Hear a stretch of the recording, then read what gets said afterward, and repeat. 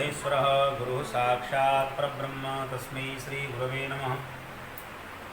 करेण वीणा परिवादयन्तीं तथा जपन्तीं चमपरेणमालां मलालपृष्ठासनसन्नविष्टां सरस्वतीतां शिरसां नमामि।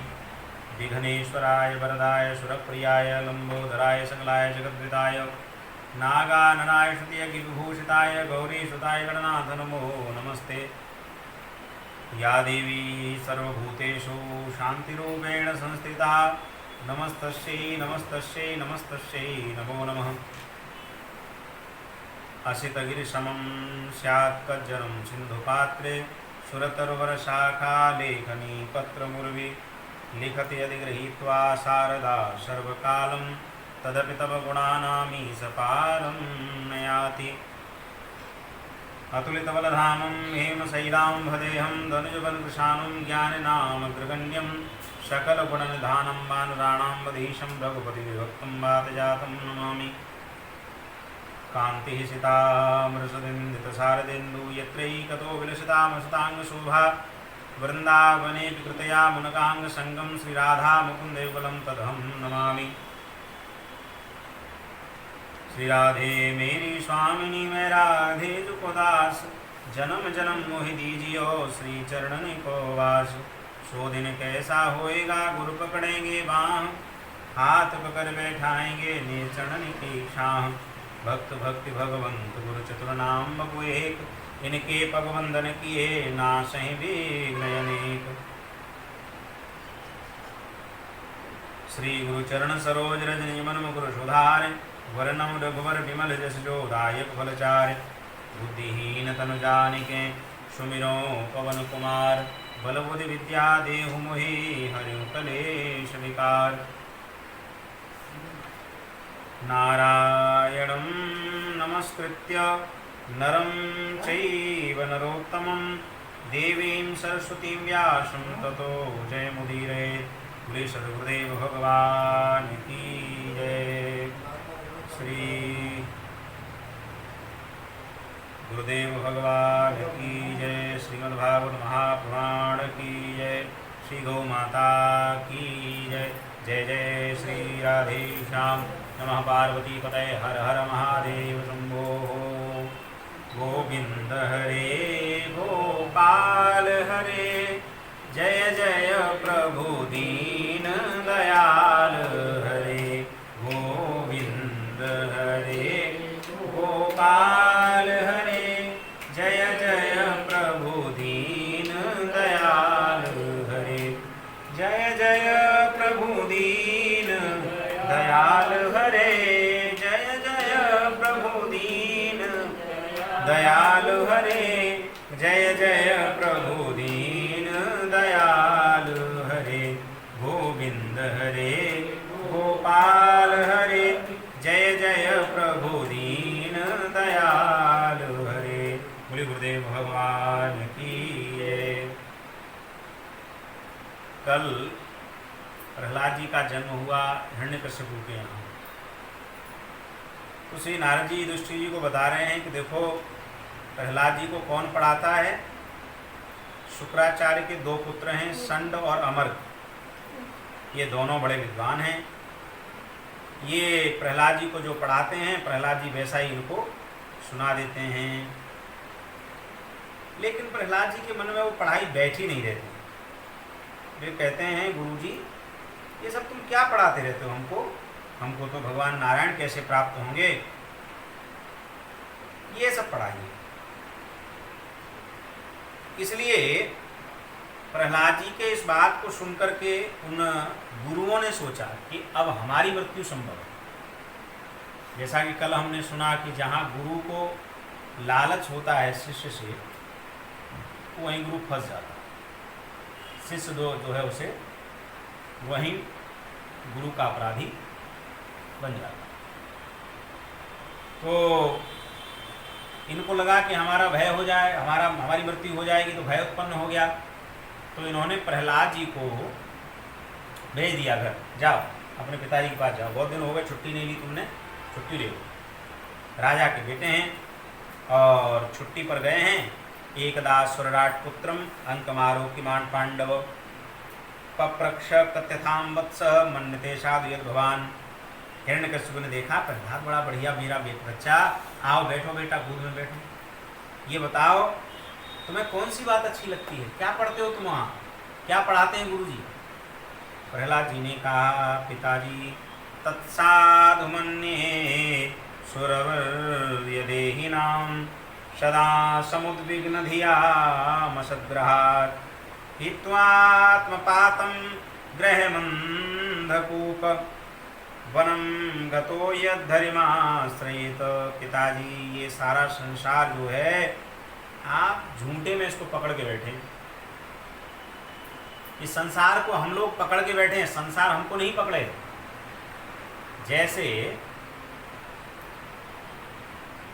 कोई व्यक्ति बिजली के तार से चिपक जाए तो फिर वो बिजली के तार से चिपका हुआ है, वो छुड़ाना चाहता है पर वो छूटता नहीं, क्योंकि बिजली ने उसे पकड़ रखा है।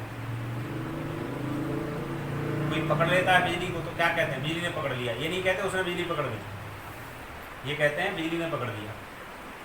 ऐसे ही हमने संसार पकड़ा हुआ है, संसार को, संसार ने हमको नहीं पकड़ा। हमें लगता है कि अगर हम नहीं करेंगे तो ये कैसे होगा, हम ये नहीं करेंगे तो ये कैसे होगा, हम ये नहीं करेंगे तो ये कैसे होगा। अरे भैया दुनिया में आज तक किसी के जाने न जाने, आने जाने से कोई फर्क नहीं पड़ा, दुनिया लगातार चल रही है। संसार क्या है, जो सरक रहा है उसी को संसार कहते हैं, जो नित्य सरक रहा है उसी को संसार कहते हैं। तो पिताजी ये संसार जो है झूठे आग्रह में पढ़ करके इसमें काय को पड़े हो। मैं तो समझता हूँ आप इस सब को छोड़ करके वन में जाओ और क्या करो, बोले यद्धरिमाश्रयेत, भगवान हरि का चरणाश्रय ग्रहण करो। और महाराज जैसे ही ये बात कही तो श्रुत्वा पुत्र विरोधयत्य परपक्ष समाहित। अरे अरे अरे अरे, तू तो मेरे शत्रु का नाम लेता है और तू मेरा बेटा होकर के तेरी बुद्धि खराब हो गई। मुझे जान पड़ता है कि तू जो है तेरे गुरुजी के घर में विष्णु के पक्षपाती कोई शिष्य वहाँ रहते हैं और वे तुझे ये सब पढ़ाते हैं, तेरी बुद्धि को बहका रहे हैं। निश्चित रूप से ऐसा हो रहा है।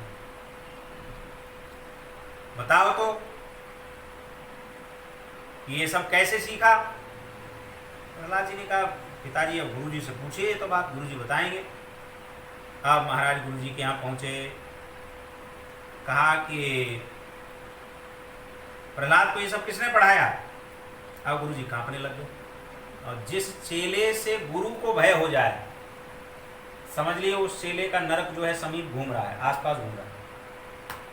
जो अपने गुरु को भयभीत करने का प्रयास करे कि गुरुजी हमारे डर जाएं हमारी वजह से, तो उसका नरक आसपास ही घूम रहा है, कहीं ज़्यादा दूर नहीं है। वो स्वयं नरक में जाने के लिए तैयार है।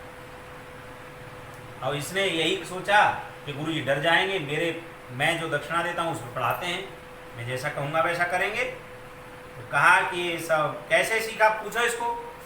तो गुरुजी ने कहा बेटा बेटा बताओ बताओ, हम भी मारे जाएंगे, इनको बताओ कैसे सीखे। हम तुम्हारे गुरुजन हैं, हमने तो ऐसा तुमको कभी नहीं सिखाया पढ़ाया, तुम्हारी बुद्धि ऐसी कैसे हो गई। प्रहलाद जी कहते हैं स्वपरिष्यत सद्ग्रहा पुंसाम यन्माया कृत विमोहित धियां दृष्ट तस्मै भगवते नमः। शैषयात्मा स्वपरेत्य बुद्धिवि दुरत्ययानुकर्मणो निरूप्यते मुह्यन्ति यद्वर्तमन वेदवादिनो ब्रह्मादयो योषभिनन्ति मे मतिम। मैंने ये क्या कह रहे हो, मुझे कौन सिखाएगा, मुझे कौन पढ़ाएगा, गुरुजी ने पढ़ाया है। ये तुम जिनकी बातें कर रहे हो इनकी बातों बताओगे तो संसार में पढ़े ही है, तुम्हें भी नरक में ले जाएंगे गुरु होकर के। हम तो अच्छा कह रहे हैं तुम्हारे लिए, और बाकी तुम्हारी इच्छा वाली बात है।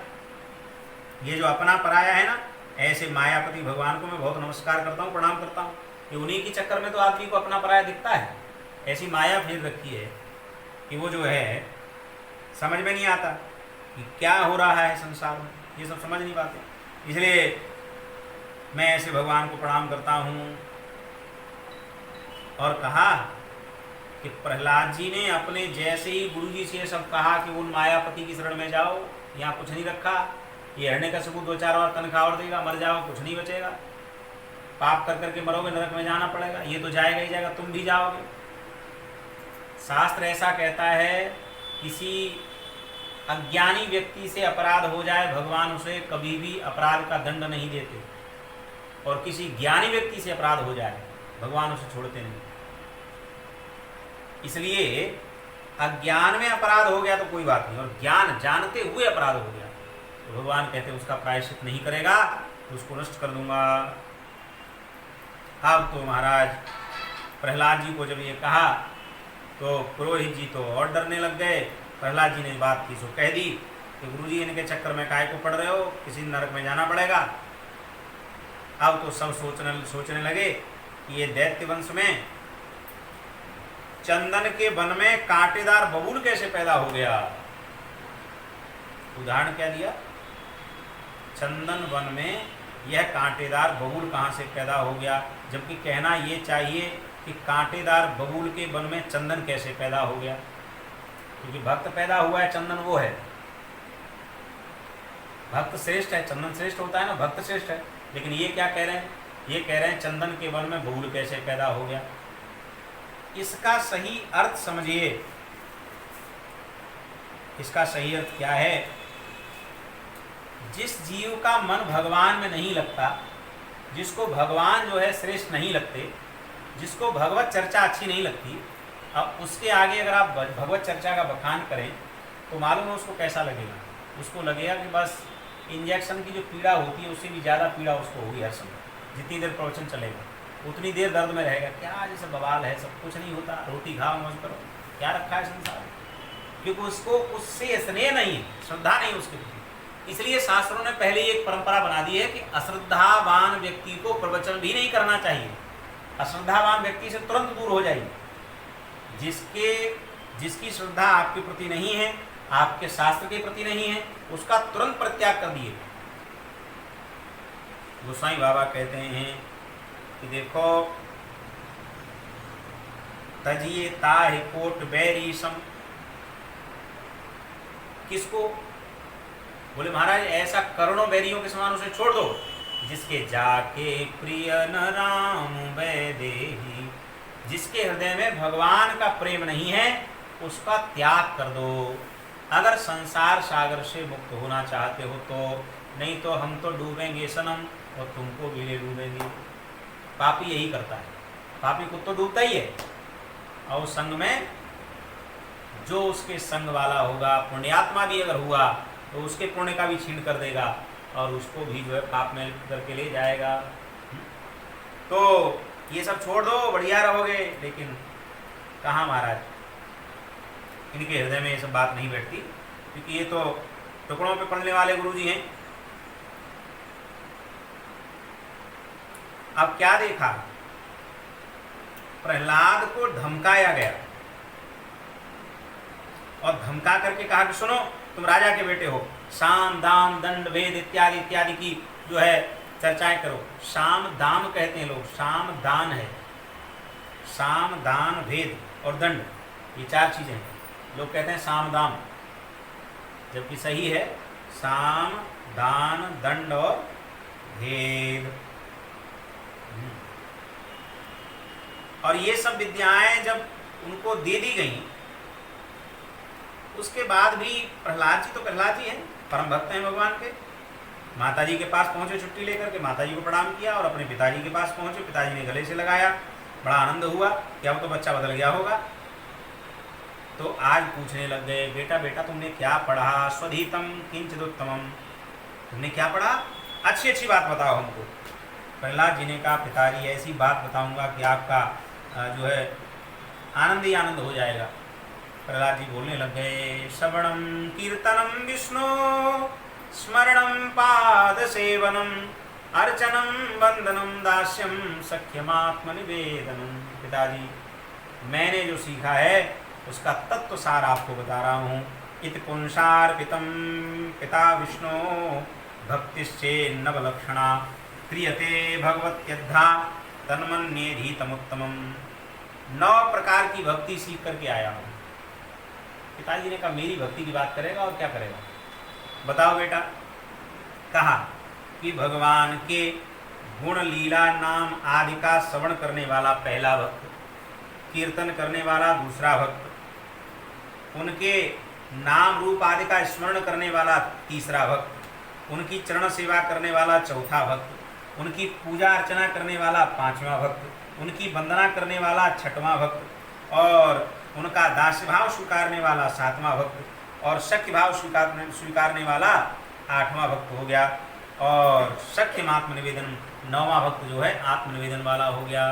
ये 9 प्रकार की भक्ति कर लो, और 9 न की जाए तो यहाँ तो ये कहा है 9 करो, लेकिन अगर 9 न की जाए तो एक ही कोई कर ले तो कल्याण हो जाए। एक भक्ति से मात्र से कल्याण हो जाए। कैसी भक्ति से कल्याण हो जाए? एक व्यक्ति था, 4 भाई थे, सबसे छोटा था, भोजन बहुत करता था, अत्यंत भोजन करने वाला। उसकी भौजाइयाँ बना बना के परेशान।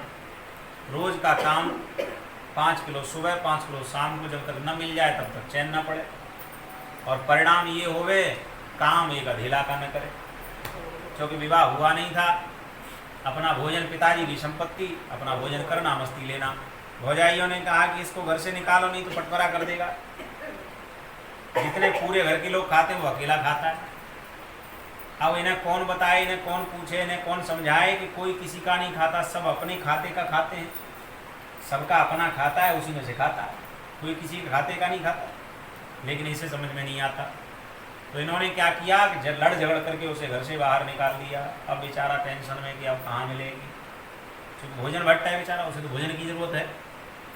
एक आश्रम पर पहुंच गया। आश्रम पर पहुंच करके उसने देखा कि गुरुजी बैठे हैं, नहीं हो तो गुरुजी के चेले बन जाओ। बाबा बनने में हमने सुना बड़े भंडारे मिलते हैं। कहा गुरुजी हम आपसे दीक्षा लेना चाहते हैं। गुरुजी ने कहा दीक्षा दे देंगे बेटा, पर भजन करना पड़ेगा। बोले गुरुजी भजन तो कर लेंगे पर काम नहीं होगा, काम हमसे नहीं होगा। एक शर्त तो यह है, और दूसरी शर्त यह है एक पंगत में पेट नहीं भरा तो कम से कम 2 में दोबारा बैठना पड़ेगा। गुरुजी ने कहा इसकी कोई चिंता नहीं, पूरे दिन बैठो। यहाँ तो अनवरत ठाकुर जी का भंडारा, यहाँ कोई कमी थोड़ी है, 1 बार 2 बार 4 बार जितना पाना चाहो पाओ। कहा ठीक है गुरुजी। तो उसको महाराज घंटा बजाने का काम दे दिया आरती में। भोजन करो और रोज आरती में सवेरे और शाम को घंटा बजाओ। महाराज नया नया चेला और खूब बढ़िया लगन से घंटा बजाता, और खूब माल पकवान मिल रहे हैं पाने के लिए, बड़े आनंद में। एक दिन की बात, सवेरे सवेरे कहाँ तो महाराज सवेरे कभी चने आ जाएं बन करके, कभी पोहा आ जाए बन करके, कभी पकौड़ी आ जाए बन करके, और कभी हलवा आ जाए बन करके सवेरे सवेरे महाराज बाल भोग में। और दोपहर को 2-2 सब्जियां, पूड़ी और भंडारा मार रहे। रात को महाराज 4-4 बार खा रहे हैं। तो कहाँ कमी नजर आ रही थी? 24 घंटे चूल्हा जलता था। एक दिन की बात, सवेरे सवेरे देखा कि भाई आज तो 9 बज गए, कहाँ तो 8 बजे मिल जाते हैं खान पान की व्यवस्था, आज 9 बजे के कुछ नहीं। तो बेचारा मन नहीं माना, रसोई में चला गया, और रसोई में बर्तन औंधे रखे हैं, कहीं कुछ नहीं। इसको तो बड़ी चिंता होगी कि भाई ये तो अच्छे फंस गए चक्कर में, अभी तो 10 ही दिन बीते हैं, और 10 दिन बाद जो है अभी नया चक्कर हो गया, भंडारा खाली हो गया क्या हमारे चक्कर में कहीं। गुरुजी के पास पहुंचा, गुरुजी गुरुजी गुरुजी ये तो बड़ी विडम्बना है, क्या हुआ बेटा? बोले महाराज आज हम देख के आए आप तो कुछ है ही नहीं रसोई में, क्या बात है, भंडारा खाली हो गया क्या? गुरुजी ने कहा बेटा भंडारा खाली नहीं हो गया, आज एकादशी है, एकादशी को हमारे यहाँ अन्न इत्यादि नहीं बनता। महाराज क्या होगा? बोले एकादशी में क्या होगा, बस फलाहार इत्यादि थोड़ा बहुत मिलेगा, दूध इत्यादि मिलेगा। तो कहा गुरुजी अपनी एकादशी के चक्कर में हमारी त्रयोदशी क्यों कराई देती, हमें तो बचाओ। कहा कि बेटा अब मंदिर मठ में तो व्यवस्था है नहीं, मंदिर में तो तुमको खाने पाने की सोवा व्यवस्था है नहीं। एक काम करो कि जो है रसोई में चले जाओ, और रसोई में जा कर के तुम्हें जितना आटा दाल चावल चाहिए ले जाओ, या पास में एक नदी है वहाँ जाके बना लेना, बना करके कहना भगवान को कि आओ तो भोग लगाओ, बिना भगवान को भोग लगाए मत पाना, और भोग लगा करके पा लेना। कहा ठीक है गुरुजी। अब उसे बड़ा आनंद आएगा, चलो कम से कम बच गए, मरेंगे नहीं। और गया रसोई में, तो महाराज उसने अपनी साफी बिछाई, उसमें आटा रखा, आलू रखे, दाल मिर्च धनिया जो रखना था सब बांध बूंद करके चला गया। कहाँ पहुँचा? नदी के किनारे वृक्ष के नीचे बैठ गया, चूल्हा बनाया और उसने बनाना शुरू कर दिया, भोजन बनाना शुरू कर दिया। बढ़िया मोटे मोटे महाराज उसने 4-5 टिक्कर बना ली। जैसे ही भोजन के लिए बैठा उसको याद आ गई, अरे अरे मेरे गुरुजी ने कहा था कि भगवान को भोग लगा करके ही पाना है। और उसने तुरंत कहना शुरू कर दिया, राजा राम आइए, प्रभु राम आइए, मेरे भोजन का भोग लगाइए। राजा राम आइए, प्रभु राम आइए। और जैसे ही उसने कहा भगवान प्रकट हो गए। भगवान प्रकट हो गए तो कहा कि भाई देखो आप कौन है भगवान? बोले मैं जो है तुम जिसे बुला रहे हो वही हूँ। और ये कौन है? बोले हमारी पत्नी सीता जी हैं। उसने कहा बात नहीं बनेगी। क्यों नहीं बनेगी? महाराज हमने आपको अकेले बुलाया था, तुम अपनी पत्नी को भी लेके आ गए। टिक्कर हैं 4, 2 तुम खाओगे, 2 हम, ये क्या खाएंगे? और या फिर ये खाएंगे तो हम क्या खाएंगे? यहाँ बात नहीं बनेगी, गुरु जी के यहाँ जाओ। वहीं जो तुम तो ठीक हो फलाहार में, तुम्हें भोजन की स्थिति ठीक नहीं लगती, बेईमान आदमी हो। भगवान का बड़ा विचित्र व्यक्ति है। बुला लिया और कहता है कि दूंगा नहीं, पर चलो कोई बात नहीं, अब सुनो खा लो। और एक बात ध्यान रखना, अगली बार से जब आओ तो तीसरा नहीं ले आना, 2 ही लाना। अगली बार से 2 की व्यवस्था करके लाऊंगा। अब उसने देखा कि भगवान चले गए और फिर से एकादशी आई। जब फिर से एकादशी आई तो फिर वो गुरुजी के पास से, गुरुजी मैं ले जाऊं? गुरुजी का ले जा। अब उसने 3 आदमियों की व्यवस्था बांध ली, भाई 2 वो और तीसरा खुद बांध करके पहुंच गया। और पहुंच करके महाराज बढ़िया सुंदर बना करके भगवान को बुलाने लगा। क्योंकि सीता ही संग में आई थी तो उसने कहना शुरू कर दिया, सीता राम आइए, प्रभु राम आइए, मेरे भोजन का भोग लगाइए। बहुत देर हो गई नहीं आए, बड़ी चिंता में पड़ गया कि अब की बार भाई बड़ी देर हो रही है। तो उसने कहना शुरू कर दिया कि सुनो आ जाओ तो खा लो, बढ़िया रहोगे, और नहीं तो स्थिति ये हो जाएगी कि यहाँ मिलेगा नहीं और वहाँ मिलेगा नहीं, पूरे दिन भूखे बैठे रहना पड़ेगा। गुरुजी वहाँ कुछ लगाएंगे नहीं भोग में, और हम दे रहे हैं तो तुम सुन नहीं रहे हो, आ नहीं रहे। जैसे हमारा खरी खोटी सुनाई, पट से भगवान प्रकट हो गए। और अब की बार तो तीसरा भी ले आए, इसका पारा गर्म हो गया। इसने पूछा ये कौन है? बोले हमारे भाई लक्ष्मण हैं।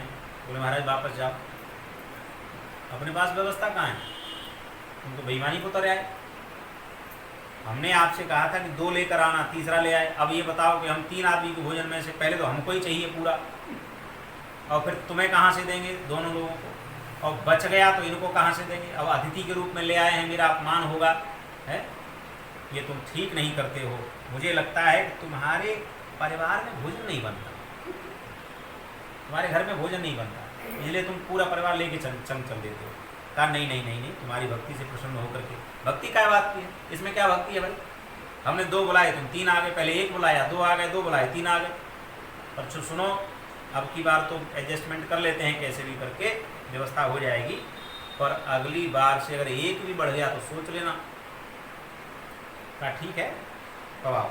महाराज 1-1 तीनों को दे दिया और 2 अपने पास रख ली। वो तीनों 1-1 टिक कर खाएंगे, 2 खुद खाएगा।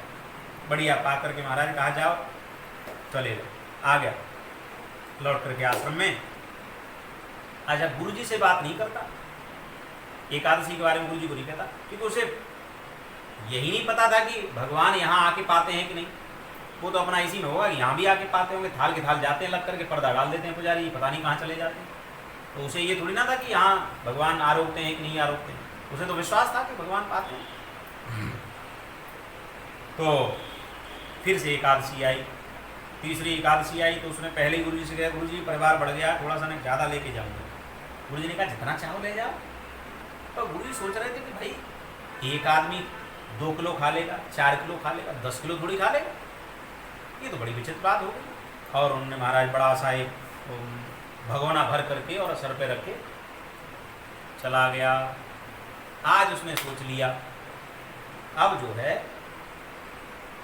बनाऊंगा तो सही, पर अब की बार अगर इन्होंने कुछ गड़बड़ किया तो फिर अगली बार से बुलाना ही बंद कर दूंगा।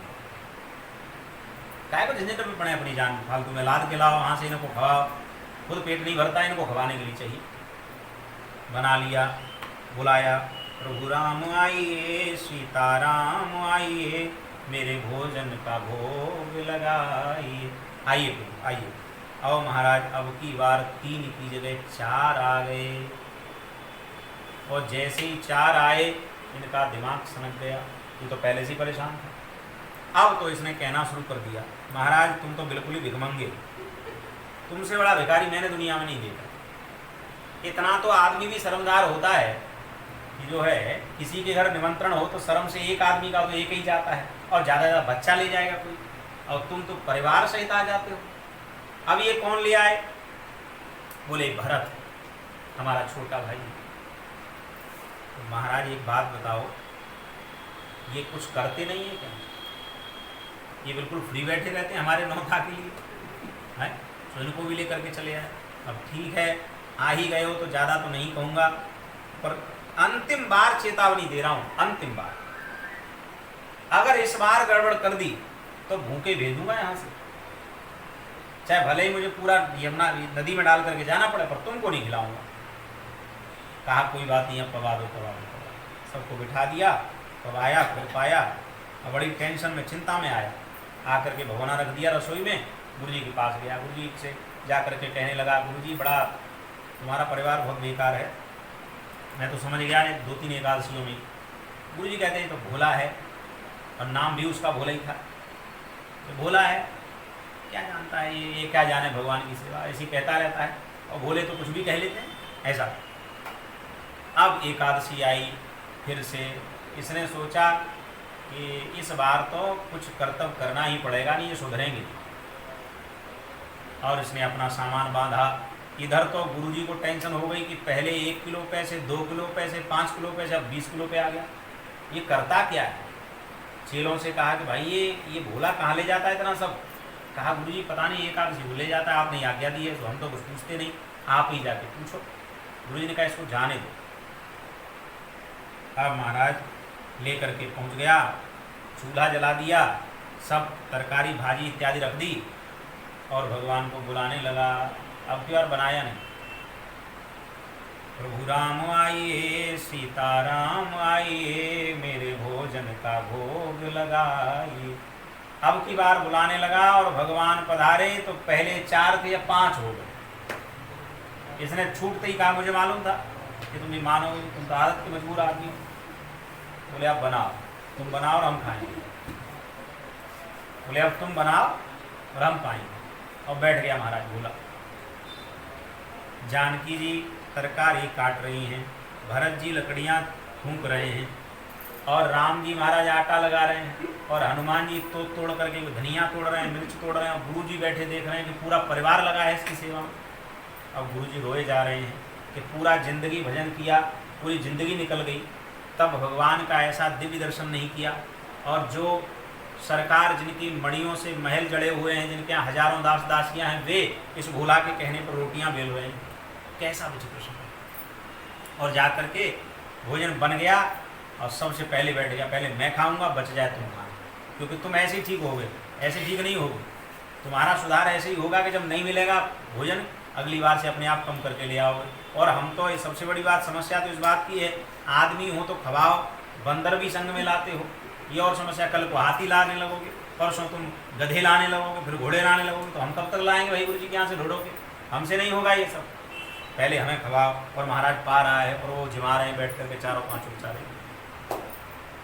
गुरु जी ने देखा इसने तो अनर्थ कर दिया।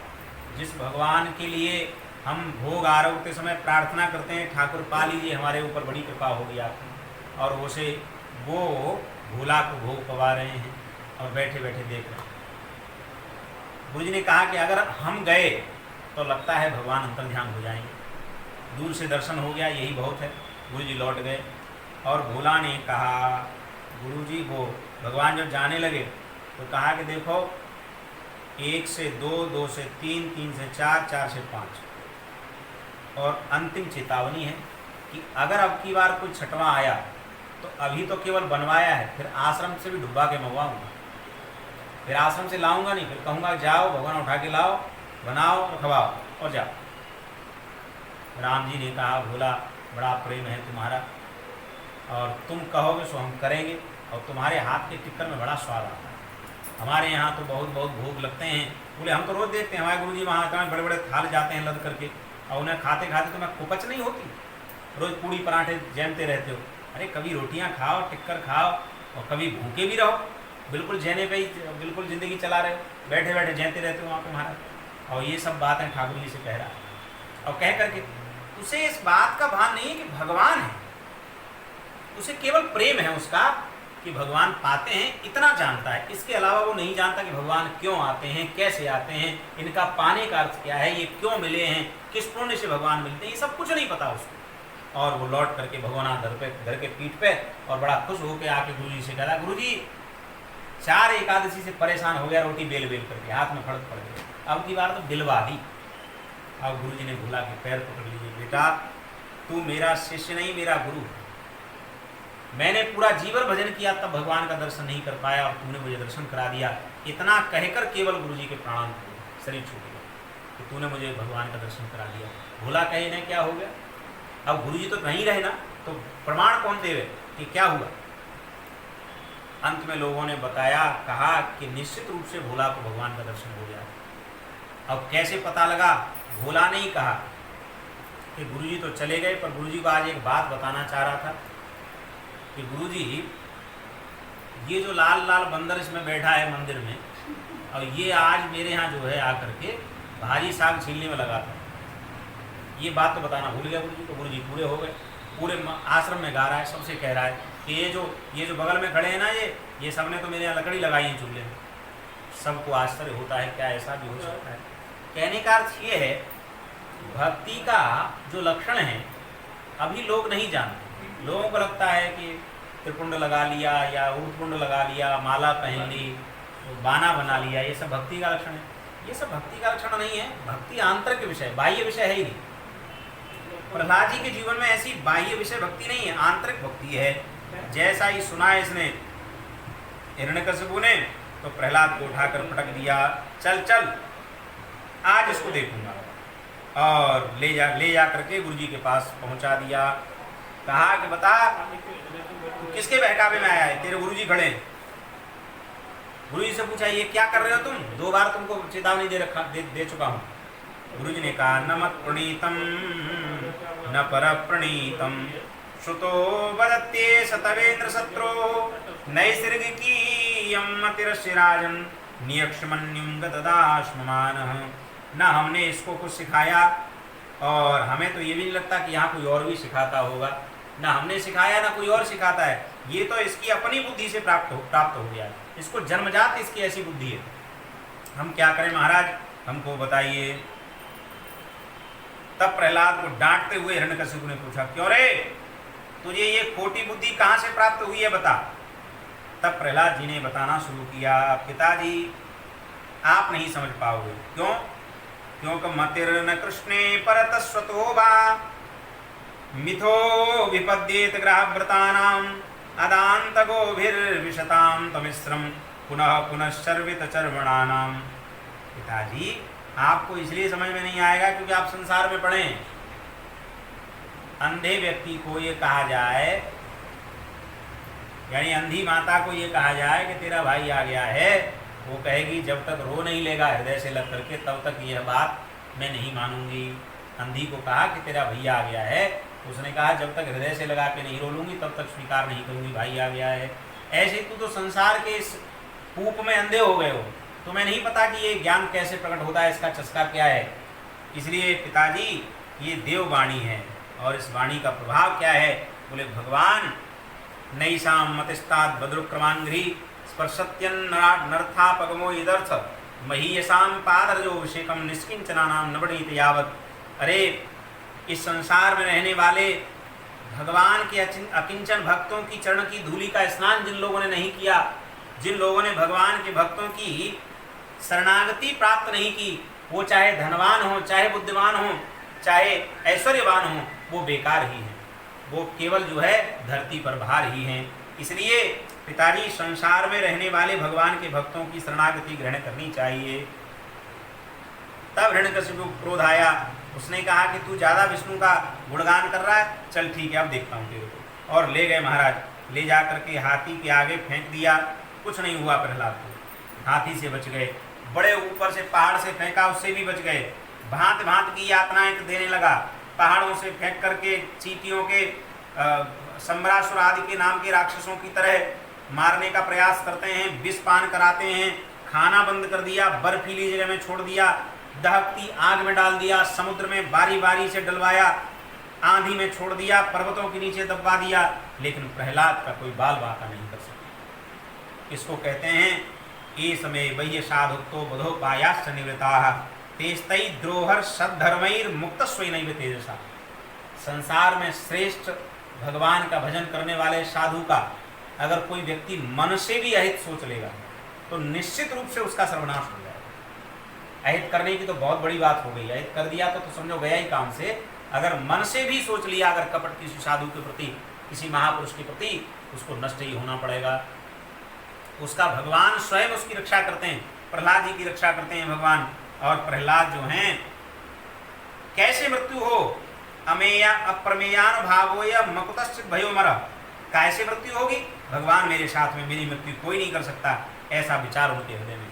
संडामर्क को भी ये लगता है कि पता नहीं आखिर ऐसा इस बच्चे में है क्या, सबको चिंता इस बात की है बच्चा ऐसा क्या कर रहा है। और महाराज हिरण्यकशिपु ने संडामर्क को बुलाया, कहा इधर आओ, ये बताओ इसके पास इतनी ताकत कहां से आई, ये कैसे नहीं मरता, मुझे लगता है इसको आपने कोई और विद्या तो नहीं सिखा दी। तो कहा नहीं नहीं महाराज हमने ऐसा कुछ नहीं सिखाया, हम आपका अन्न खाते हैं, आप हमारे अन्नदाता हैं, और आप एक बार हमको फिर से इनको पढ़ाने दीजिए। और फिर से प्रहलाद को ले गए, बोले अब की बार केवल इसको धर्मम अर्थम च कामम च नितराम चान पूर्वश, केवल 3 शिक्षाएं देनी है, धर्म अर्थ और काम। वर्तमान में 2 शिक्षाएं दी जा रही हैं, अर्थ और काम, धर्म और मोक्ष, ये 2 शिक्षाएं समाप्त हो गई हैं, ये नहीं दी जा रही हैं। इसीलिए लोग जो है अर्थ और काम के चक्कर में अनर्थ करने लग रहे हैं, क्योंकि उनको अर्थ तो अनर्थ में बदल जाता है और काम तो काम ही है, अंधा बना देता है। तो कहने का अर्थ है कि धर्म की शिक्षा, अर्थ की शिक्षा और काम की शिक्षा तो असुर भी लेते थे, मोक्ष की शिक्षा नहीं लेते थे। जो मोक्ष नहीं सीखते थे, मोक्ष कैसे प्राप्त होगा, असुर नहीं सीखते थे। तो मनुष्य का कर्तव्य क्या है, मनुष्य को भी कम से कम 3 शिक्षाएं तो लेनी चाहिए, अर्थ धर्म और काम की। लेकिन लोग जो है अर्थ और काम की शिक्षा देते हैं और क्या कहते हैं कि बेटा पढ़ लो लिख लो, पैसा कमाओ, यही संसार का सार है और कुछ है ही नहीं, पैसा है तो सब यार है, नहीं तो कोई नहीं है। ऐसा ऐसा सिखा करके उनकी बुद्धि में वही भर दिया, जबकि ये नहीं सिखाया कि 4 पुरुषार्थ व्यक्ति को कमाने ही चाहिए, धर्म अर्थ काम और मोक्ष। ये चारों पुरुषार्थ जो हैं वे व्यक्ति के जीवन में होने ही चाहिए। मनुष्य सही वही है, मनुष्य कहलाने का अधिकारी वही है जिसके जीवन में 4 आचरणों 4 पुरुषार्थ हों, धर्म अर्थ काम और मोक्ष पुरुषार्थ हों। ऐसे प्रहलाद जी को समझाने लग गए। एक समय प्रहलाद जी ने देखा गुरु जी कहीं छुट्टी पे गए हैं और प्रहलाद जी ने तुरंत कहा कि चलो चलो आज हम पढ़ाएंगे तुमको, गुरु जी को पढ़ते पढ़ते बहुत दिन हो गए, आज हम तुमको पढ़ाएंगे। और प्रहलाद जी ने सभी दैत्य बालकों को बुला करके बिठा दिया और कहने लग गए, कौमार आचरेत प्राज्ञो धर्मान भागवतानिह दुर्लभम मानुषम जन्म तदप्य ध्रुव मदर्थतम।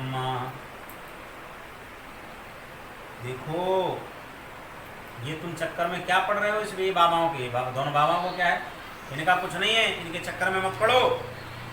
क्या करो, बोले मनुष्य का दुर्लभम मानुषम जन्मम, ये मनुष्य का शरीर अत्यंत दुर्लभ है, इसलिए सब कुछ छोड़ दो, केवल भगवान की प्राप्ति वाला अनुष्ठान करिए, सब कुछ छोड़ करके।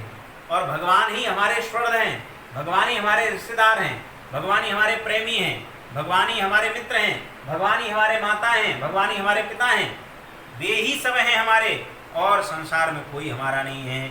इसलिए बेटा तत्प्रयास होने कर्तव्य आयुर्व्यय परम, अपनी आयु को व्यर्थ मत गवाओ। ये दिन पर दिन आयु घटती चली जा रही है, व्यर्थ मत इसको नष्ट करो, इस आयु का कुछ लाभ ले लो।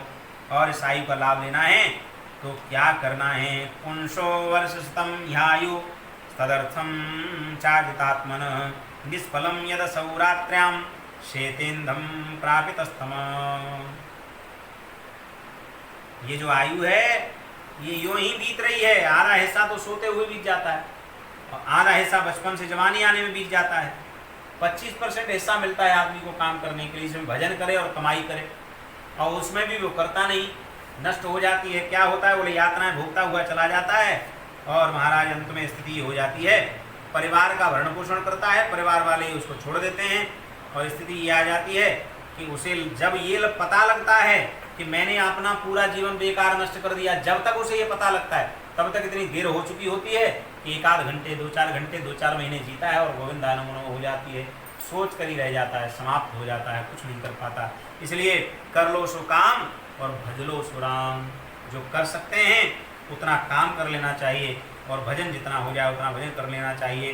प्रहलाद जी कह रहे हैं, अरे बेटा ये धन की तृष्णा कुछ नहीं है, ये तो हमें मालूम है कि धन की तृष्णा जो है जीव को नहीं जाती है।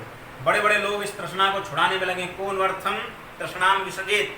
बहुत लोग लगे हैं तृष्णा से छूट जाए कैसे भी करके, पर नहीं छूटती है। क्यों?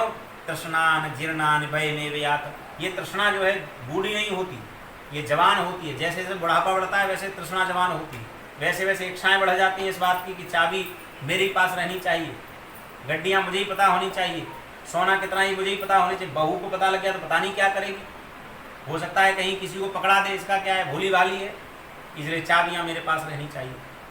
मरने के लिए रखे हैं, शरीर के श्वास अंतिम श्वास चल रहे हैं और महाराज वो जो है अपने तकिए के नीचे चाबियाँ पड़ी। क्यों? तृष्णा के कारण। उसको लगता है सारा धन नष्ट हो जाएगा जो हमने कमाया था, ये सब नष्ट कर देंगे। बच्चों का क्या, इन्हें नहीं पता कि ठंडी गर्मी क्या होती है। अरे भाई तुम कितना भी इकट्ठा करके रख दो, अगर नष्ट होना है तो कोई नहीं रोक पाएगा, और नहीं होना है तो आप थोड़ा सा भी छोड़ जाओ उसी से काम चल जाएगा। इसलिए जीव क्या करता है, यतो न कश्चित क्वचित कुत्रचित वा दीनः स्वात्मानमलं समर्थ विमोचितं कामदृशां विहार पीडामृगो यन्निगडो विसर्ग। लोग जो है संतानों के मोह की जंजीर में जकड़े हुए पड़े हैं, चाहे वो गरीब हो चाहे अमीर हो, कोई भी हो, वो अपनी संतान इत्यादि के लिए इतना कमाने की सोचता है कि मैं ही इतना कमा के रख जाऊं, इसको कुछ ना करना पड़े। और जहाँ ये भाव रहता था कि मैं ही सब कुछ कर जाऊं, इसे कुछ ना करना पड़े, उनकी संतानें बाद में भूखी मरने लग गई। स्थिति ये आ गई कि संतानें भूखी मरने लग गई। जबकि पुराने बहुत ज़्यादा पीछे नहीं जाना, 30 साल पहले के इतिहास को उठाकर देख लीजिए, कोई व्यक्ति ये चिंता नहीं करता था कि हमारे बच्चे कैसे खाएंगे। वो केवल मेहनत करता था, जब तक जीता तब तक मेहनत करता, जो उससे बनता वो बच्चों के लिए अपनी व्यवस्थाएं करता। कोई ये नहीं सोच करके करता था कि बच्चों के लिए बहुत इकट्ठा करके रख जाऊंगा। आज हर आदमी ये सोचता है कि बहुत इकट्ठा करके रख जाऊंगा और जो है ये कम से कम आनंद लेंगे, और ऐसा होता नहीं है। वे आनंद के चक्कर में सर्वानंद कर डालते हैं। पता लगा कि करोड़ों रुपया रख गए पिताजी और उसने जुआ खेल डाला, सब खत्म हो गया। प्रहलाद जी समझा रहे हैं, बेटा इसके चक्कर में ना पड़ो तो ठीक रहेगा, इसलिए सब छोड़ो और भगवान का भजन करो। और ये सब मैंने पहले गुरुजी अपने नारद जी के मुख से सुन लिया था, ये सब मैंने जो तुमको सुनाया। तो दैत्यों के पुत्रों ने कहा, सहपाठियों ने कहा, प्रहलाद एक बात बताओ, तुम तो माता के गर्भ में रहे और यहाँ रह रहे हो, पिताजी की सन्निधि में रहे, तुम्हें नारद जी ने कब शिक्षा दे दी? तब प्रहलाद जी ने कहा, एवं दैत्य सुते पृष्ठो महाभागवतोऽसुर उवाच स्मय मानस्तान स्मर मदनुभाषितम्। बताया, मेरे पिताजी मंदराचल पे तपस्या करने को चले गए, मेरी माता को नारद जी ने पकड़ लिया, क्योंकि इंद्र मेरी माता को लेकर के जा रहा था इसलिए, और मेरी माता के गर्भ में मैं था उस समय। और श्री नारद जी ने मेरी माता के गर्भ में मैं हूँ ऐसा जान करके मेरी माता को उपदेश किया। जो उपदेश किया वही उपदेश मैंने तुम सबको सुना दिया। यानी माँ को भागवत धर्म का उपदेश किया, और भागवत धर्म के उपदेश से बच्चा परम तत्व ज्ञानी पैदा हो गया, परम तत्व का वेत्ता पैदा हो गया। और कहा कि देखो मेरी माँ को बहुत ज्ञान दिया, उन्होंने बताया कि देखो संसार है, इस संसार में लोग जो हैं वे कीड़े मकोड़े की तरह जी रहे हैं, मनुष्य की तरह जीने का उनको कुछ भी भान नहीं है। इस प्रकार से समझाते रहे और कहा कि देखो सबसे पहले जीव को कर्म का बीज नष्ट करना चाहिए। मनुष्य को कर्म का बीज नष्ट करने के लिए भगवान की भक्ति, गुरु की सेवा, भगवान का भजन, ये सब करना ही चाहिए। जिससे क्या हो, बोले कर्म का बीज मिटे। क्योंकि कर्म के बंधन में पड़ करके तो हम आ ही रहे हैं जन्म लेकर के बार बार। ये कर्म भोगने के लिए तो आते हैं संसार में हम लोग। जब कर्म ही नहीं रहेगा तो जन्म क्यों लेना पड़ेगा? कर्म ही समाप्त हो गया, जब बैंक बैलेंस ही नहीं है तो बैंक में ATM डाल के क्या फायदा, कोई मतलब नहीं है। तो कर्म जब जीरो हो गया, बैलेंस जब जीरो है, तो संसार में आवागमन का चक्कर छूट जाता है। इस प्रकार से वो सुना रहे हैं। और महाराज प्रहलाद जी जब सुनाते हैं तो कितना प्रेम हो जाता है प्रहलाद जी को कि वे भगवान की कथा कहते कहते, भगवान की चर्चा करते करते लंबी लंबी सांस खींचने लग जाते हैं। भक्त के गुणों को बताते हुए कह रहे हैं कि भगवान के भक्त जो होते हैं वे जो है भगवान के लीला चरित्रों का श्रवण करते हुए रोमांचित हो जाते हैं, उनका कंठ गदगद हो जाता है और उनके मुख से शब्द नहीं निकलता और हे हरे हरे जगतपते हरे नारायण ऐसा कहकर पुकारने लग जाते हैं और उनका भवबंधन टूट जाता है, छूट जाता है। इसलिए उन हृदयेश्वर भगवान का भजन करो जिन भगवान ने तुम्हें संसार में भेजा है। इस प्रकार से बहुत उपदेश किया इनको, दैत्य पुत्रों को। जब उपदेश किया तो पता लगा कि गुरुजी आए और गुरुजी ने देख लिया, अरे अरे अरे अरे ये तो उपदेश करने लगा, और वो भी नारायण का उपदेश, ये तो हमें मरवा के छोड़ेगा, ये नहीं मानेगा, ये अकेला ही हमारी गर्दन कटवाएगा। तो महाराज इस बात से नाराज होकर के कह दिया, जाओ जाओ यहाँ से जाओ, अपने पिताजी के पास जाओ, तुम हमसे नहीं सुधरोगे महाराज, हमारे बस का काम नहीं, हम मरना नहीं चाहते, अपने पिताजी से जाके कहो। कहा दैत्यों से जाओ, जा करके कह दो कि ये नहीं पढ़ता कुछ भी सिवाय उसके, एक ही चीज़ पढ़ रहा है। और महाराज इस बात पर पिताजी नाराज हो गए, क्रोधित हो गए और प्रहलाद जी को बुलवा लिया और प्रहलाद जी को बुलवा करके कुछ नई यातनाएं देने के लिए तैयार हो गए। बोली वृंदावन बिहारी लाल की जय। नवीन यातनाएं भोगने के लिए श्री प्रहलाद जी महाराज तैयार हुए हैं। आज जो है प्रहलाद जी महल में आए हैं। कल हम लोग नरसिंह भगवान का जन्म भी करेंगे और इस परम दिव्य अनुष्ठान का कल हम लोग यहीं पर सूक्ष्म विश्राम प्रार्थना करेंगे भगवान से कि अभी तो यहाँ तक इसको रखते हैं, जब कृपा करेंगे तो फिर से यहीं से हम प्रसंग को उठा लेंगे। प्रहलाद जी के कल प्रहलाद जी का दर्शन भगवान को हो जाएगा, भगवान का दर्शन प्रहलाद जी को हो जाएगा। यहाँ तक की कथा का श्रवण करेंगे, बाकी सूक्ष्म में कल समस्त कथा का हम लोग अवलोकन कर लेंगे, जिससे पूरी कथा का फल हमको प्राप्त हो जाएगा। और उस चीज़ को समझते हुए फिर भगवान कृपा करेंगे। कब तक यह जो है फिर से प्रारंभ होता है। 7वां स्कंद हम लोग कर रहे हैं और 5 स्कंद बाकी हैं। 5 स्कंद बहुत बड़े हैं, ये छोटे छोटे स्कंद थे इसलिए हो गए, 5 बहुत बड़े हैं। लेकिन कल संक्षिप्त में हम सभी स्कंदों का वर्णन श्रवण करते हुए इनका समापन करेंगे। भगवान की कृपा से निर्गुणता से यह अनुष्ठान हम लोगों ने संपन्न किया है। बहुत भगवान की कृपा है, हमारे सभी सहयोगी जनों की कृपा है, ठाकुर जी की कृपा है, श्री गिरिराज जी की बहुत असीम अनुकंपा है, श्यामा जी की अति अनुकंपा हो गई जो यह अनुष्ठान हम लोगों ने श्रवण किया है। उसके बाद फिर ठाकुर जी कृपा करेंगे तो हम लोग प्रयास करेंगे, श्रवण करेंगे और कल तो थोड़ा ज़्यादा समय तक हम लोग इस पर विचार करेंगे। आइए आज विराम देवें। बोलिए वृंदावन बिहारी लाल की जय। जय जय श्री सीताराम, जय जय श्री राधे श्याम। नमः पार्वती पतये हर हर महादेव शंभो।